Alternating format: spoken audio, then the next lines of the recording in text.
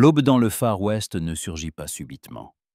Elle se faufile sur la terre, tel un prédateur prudent, illuminant d'abord les bords de l'horizon d'un rose pâle, puis d'un doré, et seulement après, arrachant à l'obscurité les contours des montagnes et les silhouettes des cactus solitaires, elle déverse sur le monde sa lumière aveuglante.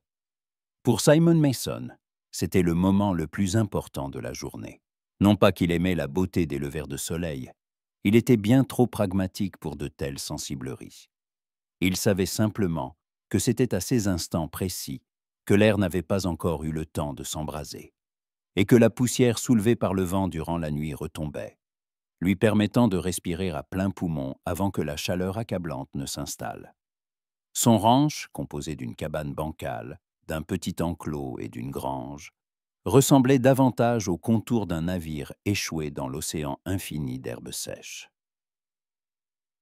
Simon était le capitaine de ce navire, et il était un capitaine solitaire. 60 ans passés sous ce soleil impitoyable avaient éradiqué tout superflu en lui, ne laissant que l'essentiel. Une peau tannée sur le visage, des cheveux blanchis par le soleil et des yeux habitués à scruter l'horizon. Des yeux qui avaient vu trop de choses pour encore espérer quoi que ce soit. Il ne parlait jamais de sa vie passée, de la famille qu'il avait perdue, des rêves qui s'étaient depuis longtemps dispersés en poussière sur ces terres. Il vivait simplement, jour après jour. Son monde était simple et clair. Se lever, préparer un café noir fort, nourrir le cheval, vérifier la clôture, de laquelle dépendait toute sa vie dans sa solitude. Et ainsi jusqu'au coucher du soleil, quand le soleil, comme pour s'excuser de sa cruauté diurne, peignait le ciel de tons écarlates et violets. Simon n'avait pas besoin de compagnie. Au fil des années de solitude, il avait appris à se parler à lui-même.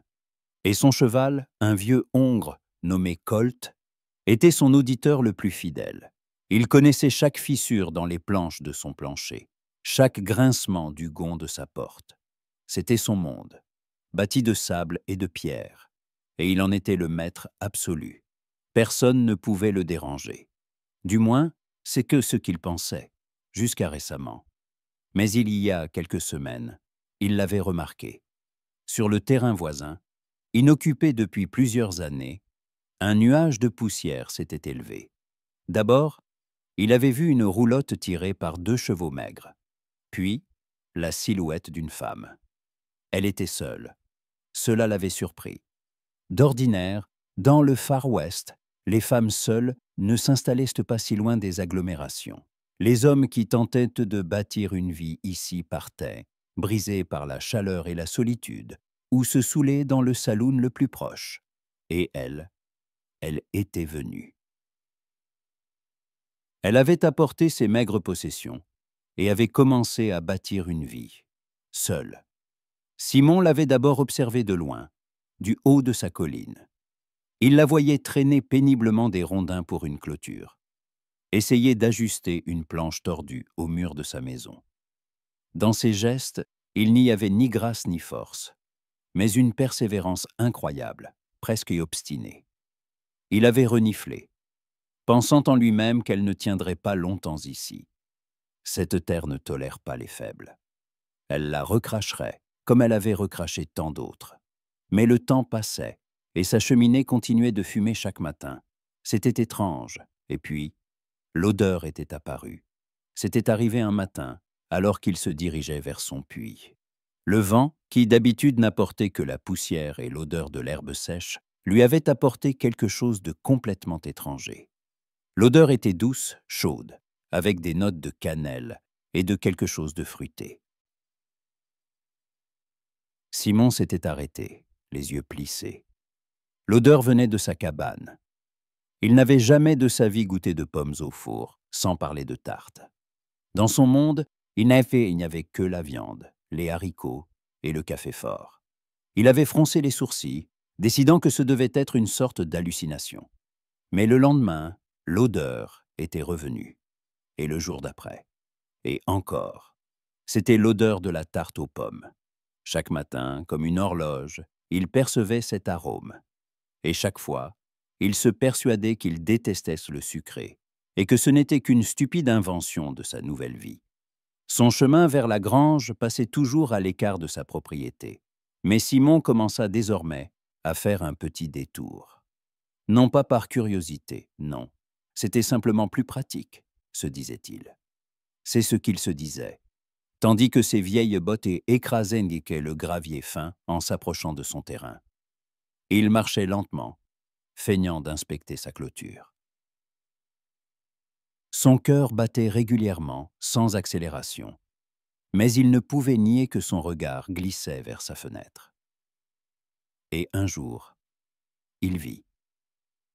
Sur le rebord de la fenêtre, juste en face, se trouvaient 2 tartes encore chaudes, exhalant cet arôme incomparable. Elles étaient posées négligemment sur un simple plat en bois et semblaient si rustiques et accueillantes. À cet instant, elle sortit sur le porche. Simon se figea.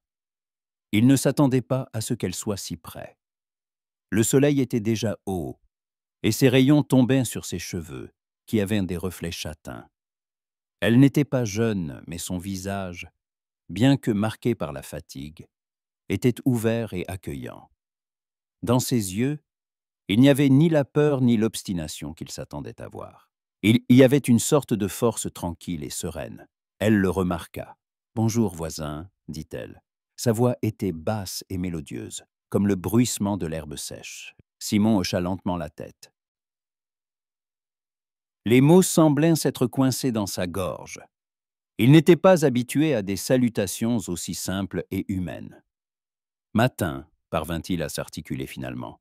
« Le petit déjeuner ?» Elle désigna les tartes. Simon secoua vivement la tête. « Je ne mange pas de sucreries. » Louise, c'était le nom de Louise Hatch, comme il l'apprit plus tard d'un colporteur de passage qui savait toujours tout, sourit. Dans son sourire, il n'y avait ni moquerie, ni regret, juste de la compréhension. Dommage. Elles sortent tout juste du four. Simon resta silencieux, se sentant stupide. Il portait ses vêtements de travail habituels, salis par la terre et la poussière. Ses mains étaient calleuses à force de travailler le bois et le fer. Et elle était vêtue d'une robe simple en calicot, propre. Elle n'avait pas cherché à parler, ni à s'imposer. Elle se tenait juste là, le regardant. Dans son regard, il n'y avait pas de curiosité, seulement d'un silence qui n'était pas aussi effrayant que le sien. Il hocha finalement la tête, se retourna et s'éloigna sans regarder en arrière. Ses bottes grincèrent à nouveau sur le gravier. Il marchait vite, presque en courant, comme s'il fuyait quelque chose. Son regard, l'odeur des tartes, cette nouvelle sensation inhabituelle. De retour à sa cabane, il claqua la porte avec force, comme pour se couper du monde. Il se servit un autre café, qui avait déjà refroidi. Ses mains tremblaient que légèrement. Le sucré, il n'avait vraiment jamais mangé de sucrerie. Et qui lui en aurait préparé? Sa femme. Non, il n'y y avait pas pensé depuis longtemps. Trop douloureux. Il but son café, à grandes gorgées directement de la tasse en fer, et s'assit sur sa chaise grinçante, fixant la fenêtre. Le reste de la journée, il ne put se concentrer. Ses pensées revenaient à elle, à ses yeux, à son sourire, à la façon dont elle lui avait simplement, sans un mot, offert un morceau de sa vie, et à son refus stupide et brusque. Et je ne mange pas de sucreries. Quelle absurdité! Ce n'était pas à propos de la tarte, c'était à propos de lui, de son obstination, de sa solitude, de sa peur. Il craignait que s'il acceptait la tarte, ce serait le premier pas. Un pas vers quelque chose auquel il n'était pas prêt, vers l'intimité, vers les conversations, vers le fait de laisser quelqu'un d'autre entrer dans sa vie. Car dans sa vie, il n'y avait qu'une seule règle. Si tu es seul, personne ne peut te blesser. Il connaissait cette règle. Il l'avait apprise à un prix trop élevé. Il passa le reste de la journée à couper du bois. Les coups de sa hache étaient mains et secs, furieux. Il sonnait ainsi comme un défi, comme une protestation. Mais même à travers ce fracas, il entendait sa voix dans sa tête. Dommage, elles sortent tout juste du four. Dans ce dommage, il y avait plus que de simples mots. Il y avait du regret, de la compassion, de la chaleur humaine, ce à quoi il n'était plus habitué. Le soir, lorsque l'obscurité eut définitivement enveloppé la prairie, il sortit sur le porche. Les premières étoiles s'allumèrent dans le ciel. Le vent s'était rafraîchi, mais il portait toujours une odeur faible mais distincte. L'odeur de la tarte aux pommes. Simon regarda en direction de sa maison. Une lumière y brillait aussi. Elle était là, elle était seule, tout comme lui. Et il comprit soudain que même à distance, elle avait cessé d'être une simple silhouette. Elle était devenue une personne. Et ce fait, simple et évident, avait soudain rendu son monde plus étroit et étrangement troublant. Il se sentit comme si son ancienne et solide armure s'était fissurée, et à travers elle, l'odeur s'était infiltrée, l'odeur des pommes. Simon Mason se réveilla d'une chaleur étouffante. Le soleil n'avait pas encore pointé à l'horizon, mais l'air était déjà immobile et lourd. Sopoise. Ses yeux s'ouvrirent instantanément, scannant familièrement le plafond, puis le mur, comme si un ennemi pouvait se cacher dans sa propre maison. Une fois calmé, il se leva, ses pieds d'étau le portèrent en d'eux-mêmes vers la fenêtre. Là, à l'est, où le ciel commençait déjà à s'éclaircir, il vit une lumière familière, une lumière dans sa maison. Elle ne dormait pas non plus. Bien sûr, elle ne dort pas, pensa-t-il. Elle doit déjà être en train de cuire ses tartes. Cette pensée provoqua une étrange sensation dans sa poitrine. Pas de l'irritation, pas de la curiosité, mais quelque chose qu'il ne pouvait identifier. Quelque chose qui ressemblait à de l'anticipation. Il secoua la tête, chassant ce sentiment, et se mit à ses occupations. Le café était amer, comme toujours, mais il n'en sentait pas le goût. Toutes ses pensées étaient occupées par elle. Il sortit, et ses yeux, habitués aux couleurs fanées de la terre brûlée, remarquèrent une tache vive et colorée sur son terrain. C'était Louise, dans une robe similaire à celle qu'il avait vue la veille, mais d'une autre couleur. Elle se tenait près de sa clôture, ou plutôt de ce qu'il en restait. La clôture était vieille, abîmée par le temps et le vent. Plusieurs poteaux étaient déjà penchés, et Louise, appuyée contre l'un d'eux, calculait quelque chose dans sa tête, caressant de la paume la surface rugueuse du bois. Elle semblait désemparée et fragile. Simon se tenait là, les bras croisés, et observait. Sa grange était pleine d'outils. Ses mains savaient travailler le bois. Il aurait pu... Non. Il se détourna. C'était sa clôture. Ses problèmes. Il avait vécu seul trop longtemps pour s'immiscer dans la vie des autres. Il passa la matinée à démonter une vieille grange pourrie. C'était un travail lourd et poussiéreux. Chaque rondin, chaque clou semblait résister à ses efforts. Il travaillait avec acharnement, comme pour étouffer une voix en lui. Une voix qui disait « Aide-la ». Mais il n'écoutait pas. Vers midi, le soleil devint insupportable. Simon essuya la sueur de son front, jeta sa hache, et, respirant difficilement, se dirigea vers le puits. À mi-chemin, il s'arrêta. Dans le silence, rompu seulement par le bourdonnement des insectes, il l'entendit frapper avec un marteau. Incertainement, maladroitement. Un coup, puis une pause. Un deuxième, un troisième. Et de nouveau une pause. Elle essayait de réparer la clôture. Seule. Il ressentit de nouveau cette étrange sensation dans sa poitrine. Il imagina ses mains fragiles se couvrir de callosité, la voyant halter en essayant de soulever de lourdes planches. Son cœur battit plus fort. Il ne pouvait pas le supporter. Simon fit volte-face et se dirigea résolument vers son terrain. Il marchait vite, sans regarder en arrière. Quand il l'approcha, elle leva la tête, et la surprise se refléta dans ses yeux. Elle ne l'attendait pas. « Je peux aider », dit-il sèchement, en désignant la clôture. Il fut lui-même surpris par sa voix. Elle sonnait rude, mais il n'y avait pas de colère en elle, seulement de la fatigue, et quelque chose d'autre qu'il ne pouvait comprendre. Louise sourit. Ce n'était pas le sourire accueillant qu'il avait vu la veille. Celui-ci était différent, sincère, lumineux. Il y avait de la gratitude et du soulagement. « Je vous en serai très reconnaissante, monsieur Mason, » dit-elle. Elle lui tendit la main et il la serra. Sa paume était petite et douce, pas du tout comme la sienne. Il sentit ses doigts rugueux l'envelopper délicatement. C'était étrange et agréable. Ils travaillèrent ensemble le reste de la journée. Ils travaillaient et elle était là. Elle lui tendait les clous, tenait les planches, lui essuyait le front avec un mouchoir. Au début, il était tendu. Il travaillait en silence, sans la regarder, comme si elle était un outil. Mais Louise n'était pas silencieuse. Elle lui raconta sa vie, comment elle était venue ici d'une petite ville de l'Est, de son mari qu'elle avait perdu 1 an auparavant. Il écoutait, et progressivement, sa voix douce et posée commença à l'apaiser. Il ne répondait pas. Il écoutait seulement. Elle n'attendait pas de réponse. Elle parlait simplement, comme si elle se parlait à elle-même. Et c'était bien. Quand le soleil commença à décliner, la clôture était prête.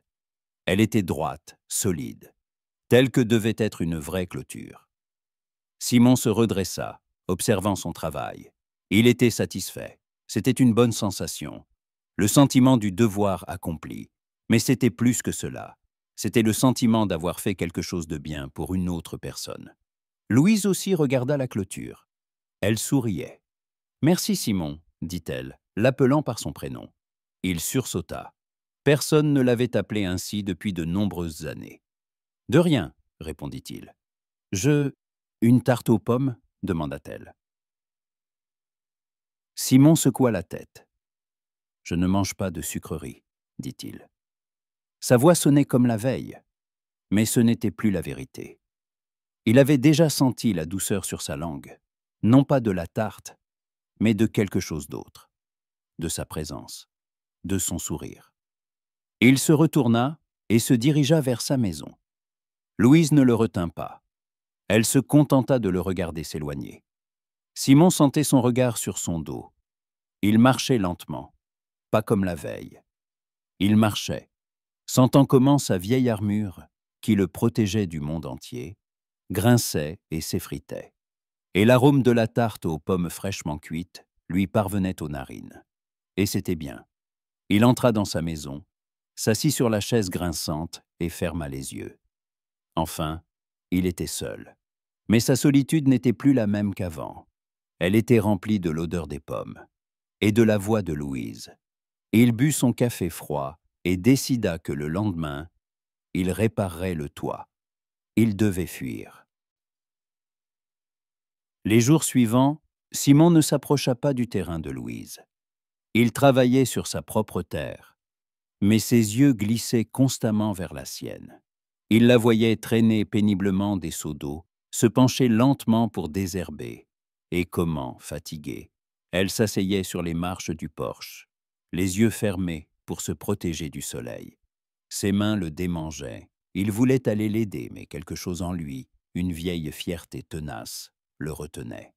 Il pensait qu'elle croirait qu'il essayait de prouver quelque chose, qu'il attendait de la gratitude. Mais en réalité, il voulait simplement être près d'elle. Le soir du 3e jour apporta une légère fraîcheur. Simon était assis sur le porche, sirotant son café refroidi et observant le coucher du soleil. L'air était calme, et il entendait chaque son, le bruissement d'un lézard dans les buissons, le cri lointain d'un coyote. Et soudain, un léger, mais insistant, coup. Il tourna la tête. Louise se tenait devant son portillon, tenant un petit panier. Sa robe était propre, et ses cheveux étaient soigneusement coiffés. Sur son visage, il n'y avait ni timidité ni gêne. seulement une détermination calme et tranquille. « Simon, commença-t-elle, je ne peux pas toujours seulement accepter de l'aide. Je vous ai apporté quelques cœurs tartes. » Il sentit son cœur se serrer. Il ne pouvait pas prendre la tarte. Il ne pouvait pas. Cela signifierait qu'il avait cédé. Que sans ce « je ne mange pas de sucreries » était un mensonge. « Mais j'ai dit, » commença-il. « Je sais ce que vous avez dit, » l'interrompit Louise. « Mais je ne vous demande pas de les manger. Je vous demande de les accepter. C'est juste de la gratitude. » Elle posa le panier sur la marche et recula d'un pas. Ses yeux le fixaient. Il y avait tant de compréhension en eux que Simon se sentit comme mis à nu. Elle le voyait à travers. Elle voyait sa peur, son obstination, sa solitude. Il déglutit. Il ne savait pas quoi faire. « Je n'ai pas besoin de gratitude, » marmonna-t-il. « Je sais, » dit Louise doucement, « mais j'avais besoin de les donner. C'est important pour moi. » Elle se retourna et s'éloigna sans regarder en arrière. Simon la regarda s'éloigner. Le panier de tartes restait sur la marche, exhalant cette même odeur familière. Il s'approcha, le souleva. Le panier était lourd. À l'intérieur, sous une serviette propre, se trouvaient 2 grandes tartes dorées. L'une d'elles, il l'avait vue sur son rebord de fenêtre. C'était quelque chose de très personnel. Il apporta le panier à l'intérieur et le posa sur la table. Il ne toucha pas les tartes, mais il les regarda. Il sentit leur chaleur. Et c'était suffisant. Le lendemain matin, quand il sortit, il vit que Louise avait commencé à creuser la terre près de sa maison. Elle était en vêtements de travail, ses cheveux attachés par un foulard. Elle essayait de creuser un trou, mais la terre était dure comme de la pierre ici. Elle frappait la pioche encore et encore, mais celle-ci rebondissait simplement. Simon ne put supporter. Il prit sa barre à mine la plus solide et se dirigea vers elle. Il s'approcha en silence, lui arracha la pioche et commença à travailler lui-même. Chaque coup de barre à mine dans la terre résonnait dans ses mains. Mais il ne sentait pas la douleur. Il ne ressentait qu'une chose, le soulagement. Ils travaillèrent toute la journée. Il creusait, et elle plantait des jeunes pommiers. Il le découvrit en voyant son visage. Il était si heureux. « Je veux planter un jardin, » dit-elle. « Rien ne poussera sur cette terre, » répondit-il sèchement. « Si ça poussera, » objecta doucement Louise. « Il faut juste de la patience. » Il ne dit rien. Il continua simplement de creuser. Ils ne parlèrent plus, mais ils étaient ensemble. Dans le silence, rompu seulement par le bruit de la barre à mine et le léger bruissement de la terre, le soir, quand il se redressa, leurs yeux se rencontrèrent. Dans ses yeux, il y avait de la gratitude, mais aussi quelque chose de plus. Il y avait de l'espoir. Simon se retourna et s'éloigna. Quand il entra chez lui, il vit le panier de tartes. Il les regarda, et soudain, il en prit une. Il mordit, et elle n'était pas comme il l'avait imaginé. Elle était sucrée et chaude, et il y avait quelque chose en elle, quelque chose qui le fit fermer les yeux. Il sentit le goût non seulement des pommes, mais aussi d'elle. Il finit la tarte, les yeux fermés, puis regarda la seconde. Il la mangerait le matin. Simon ne savait pas quoi faire de ce nouveau sentiment. Le goût de la tarte qu'il avait mangée le matin restait sur sa langue. Il ne pouvait comprendre pourquoi cette simple pâtisserie l'avait tant affecté. Peut-être que ce n'était pas la tarte, mais celle qui l'avait préparée.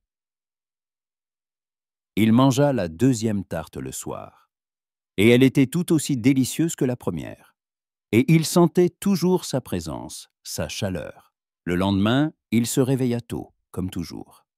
Mais au lieu d'aller directement au puits, il se dirigea vers sa grange. Il prit sa hache la plus aiguisée, quelques planches solides, et se dirigea vers sa maison. Il ne lui dit pas un mot. Il commença simplement à travailler. Il réparait le toit. Louise ne fut pas surprise. Elle lui apporta simplement un verre d'eau froide quand le soleil commença à taper fort. Il la but d'un trait, et l'eau était la plus délicieuse qu'il eût jamais goûtée. Ils travaillèrent toute la journée, en silence. Quand il eut fini, elle lui apporta un autre verre d'eau. « Merci, Simon, » dit-elle. « De rien, » répondit-il. « Je ne sais pas comment vous remercier, » dit-elle. « Ce n'est pas la peine, » coupa-t-il. Elle sourit. « Vous savez, monsieur Mason, je suis venu ici parce que j'en avais assez de vivre en ville où tout le monde fait semblant que tout va bien. Je voulais construire quelque chose moi-même, quelque chose de réel. » Simon ne répondit pas. Il se contenta de la regarder. Il y avait une telle sincérité dans ses yeux qu'il se sentit mal à l'aise. Elle était trop ouverte, trop vraie. « Je comprends, » dit-il finalement. « Que comprenez-vous » demanda-t-elle. Il la regarda. Il y avait tant de douleur, tant d'amertume dans ses yeux qu'elle tressaillit. « Je comprends ce que c'est la solitude, » dit-il. « Quand elle est telle qu'on ne peut la chasser. » Ils restèrent silencieux, et il sentit qu'elle comprenait. Elle aussi était seule. Ils étaient deux personnes solitaires qui s'étaient trouvées dans un désert infini. Ce soir-là, ils s'assirent près du feu de camp. Simon apporta le bois. Louise prépara le café. Il n'avait pas bu de café avec quelqu'un d'autre depuis de nombreuses années. C'était si étrange et si bien. « Les tartes aux pommes, » dit-il soudain. « Pourquoi précisément des tartes aux pommes ?» Louise sourit. « Mon mari les aimait, » dit-elle. Il disait toujours qu'elles sentaient la maison. Simon hocha la tête. Il savait ce qu'était une maison. Il savait ce que c'était de la perdre. Il regarda le feu, puis elle. « Comment s'appelait-il » demanda-t-il. « John » dit Louise doucement. « C'était un homme bon. » Simon garda le silence. Il savait ce que c'était de perdre une bonne personne. « Je sais, » dit-il. « C'est très douloureux. » Louise hocha la tête. Des larmes montèrent à ses yeux. Elle n'essaya pas de les cacher. « Il disait que j'étais forte, » dit-elle. « Je ne sais pas si j'étais vraiment forte, mais j'essaie de l'être. Pour lui. » Simon tendit la main et prit la sienne. Il ne savait pas ce qu'il faisait. C'était juste instinctif. Sa main était chaude. Il regardait le feu, mais ne sentait que sa main. « Tu es forte, Louise, » dit-il.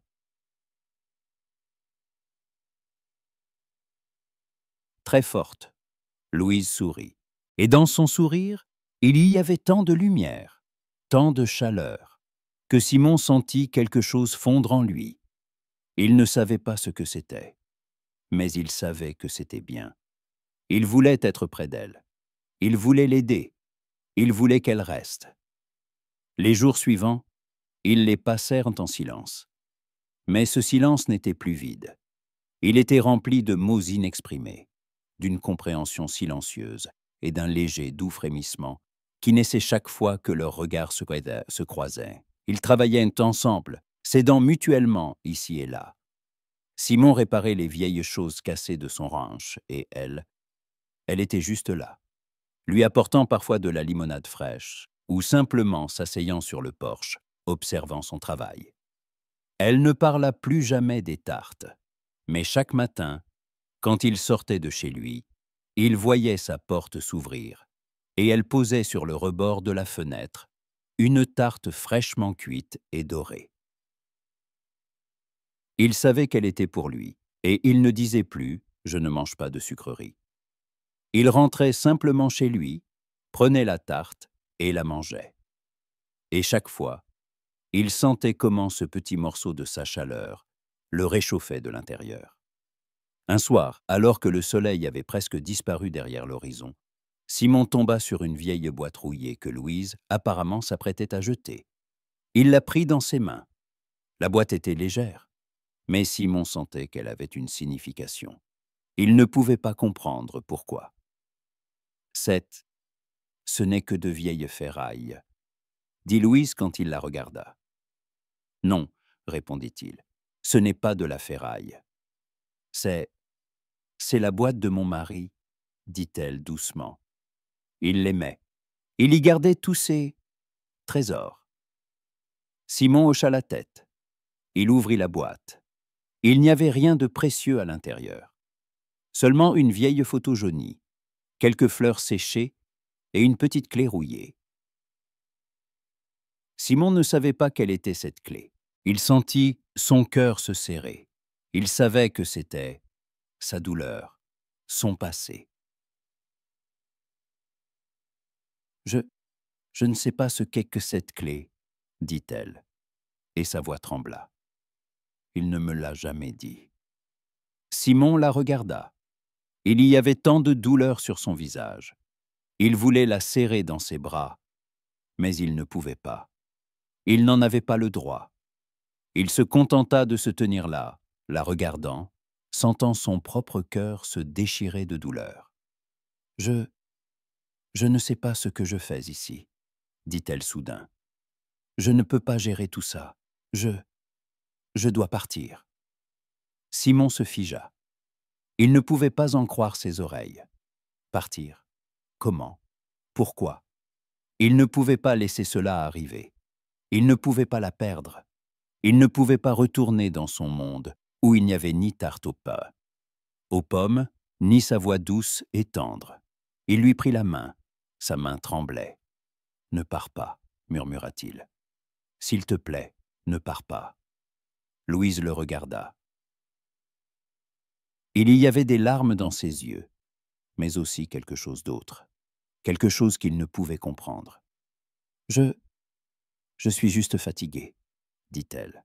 « Je suis fatiguée d'être forte. Je suis fatiguée de cette solitude. » Simon l'attira à lui et la serra fort dans ses bras. Il ne savait pas quoi dire. Il la tint simplement, sentant comment elle tremblait dans ses bras. « Tu n'es pas seul, » murmura-t-il. « Tu n'es plus seul. » Ils restèrent ainsi, enlacés, dans un silence total. Le soleil avait disparu derrière l'horizon depuis longtemps, et les premières étoiles s'étaient allumées dans le ciel. Mais pour eux, le monde s'était réduit à 2 personnes qui s'étaient entrouvées dans un désert infini. Et il savait qu'il ferait tout ce qui était en son pouvoir pour qu'elle reste. À partir de ce jour, quelque chose changea. Ils n'étaient plus de simples voisins vivant côte à côte. Ils étaient devenus un couple.